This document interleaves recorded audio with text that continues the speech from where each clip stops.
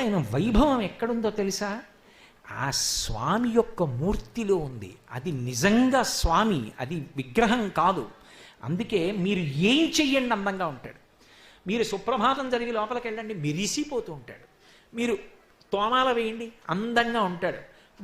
గురువారం నాడు సళ్ళింపు చేసేసి అన్నీ తగ్గించేసి నామాలు ఇలా సన్నగా పెట్టండి, పువ్వులతో చీర పంచా కట్టండి, ఎంతో అందంగా ఉంటాడు.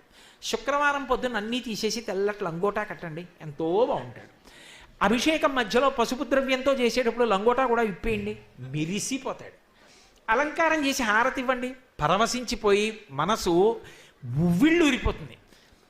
ఇలా ఈ రోజు బాగుంటాడు కానండి, ఈ రోజు ఉండడండి అన్న సందర్భం ఒకటి నాకు చెప్పండి. ఉండదు. కారణం ఏమిటో తెలుసా?